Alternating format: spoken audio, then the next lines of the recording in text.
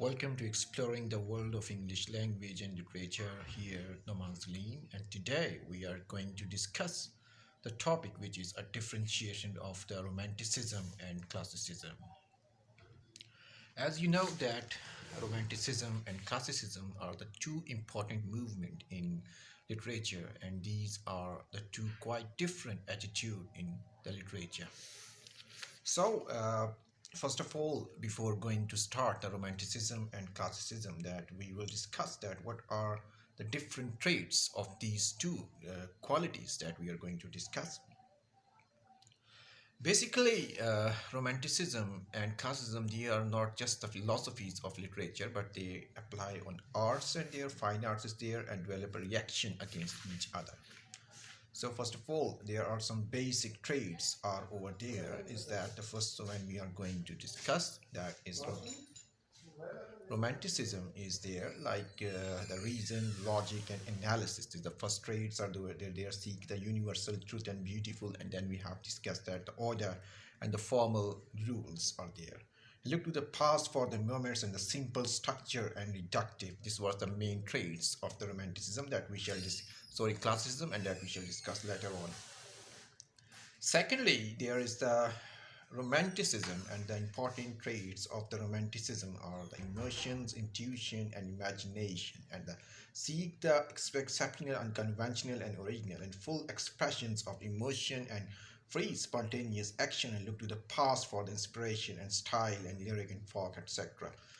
So, before going to start the major traits was the first traits of the classicism was the logic and the analysis. Okay, so mostly the classical writer, these were the logical and objective. They focus on the full rules and regulation.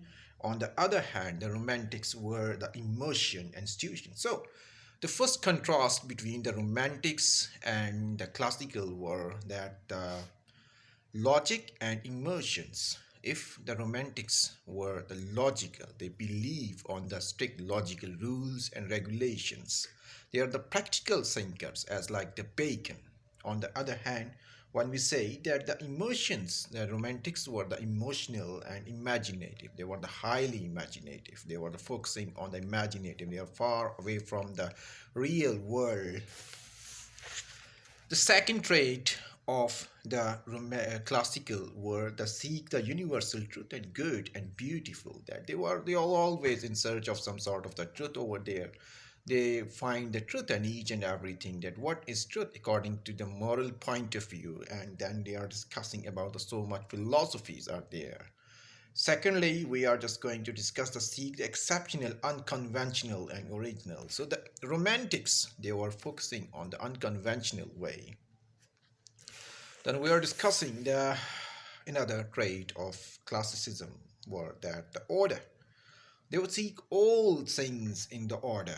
And then the biggest example is Alfred Lord Tennyson as a poet. He was a classical in his temperament, and he believed on the order, universal order in each and everything. There is a sort of, and on the other hand, the romantics, they were the full of expressions and emotions, as we know the William Wordsworth famous definition of poetry is that the poetry the spontaneous overflow of emotions in tranquility.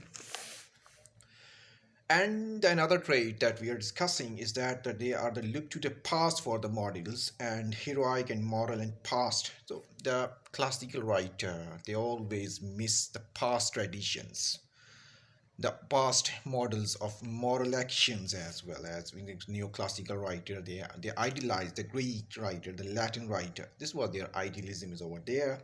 And on the other hand, they look to the past for the inspiration. Okay, the romantics, they also look toward the past. They also look toward the you can say inspiration, as like in the poetry of Keats, in the poetry of Shelley, in the poetry of Coleridge. There is a medieval strain is over there, and the Greek mythology, they are not concerned with the moral values, but they just see toward the past for inspiration and for aesthetic purposes. Now look at the common genres in the romantic poetry, especially. sorry, the classical first one, the pastoral and tragedy and the epic was the more important genres in the classical poetry. On the other hand, there was just like the genres like the lyrics, sonnets, and we can say that the folky was the romantic genres in the poetry.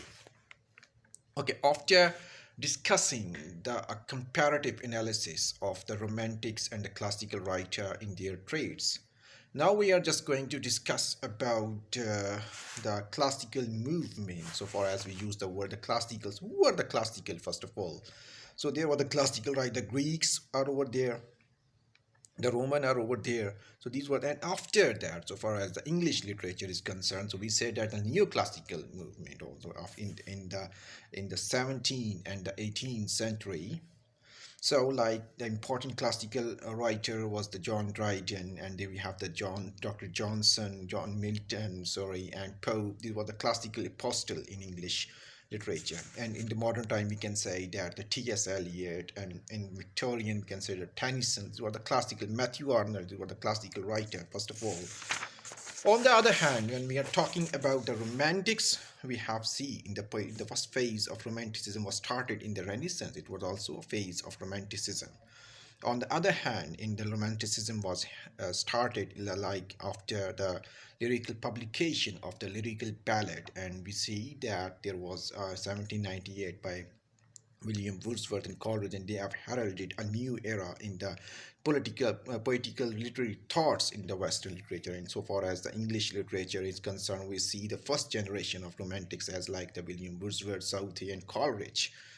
They have the highly imaginative poets, okay? And in the second generation, we see that the Keats, Byron, and we can say that there was just like the so Keats, Byron, and Shelley.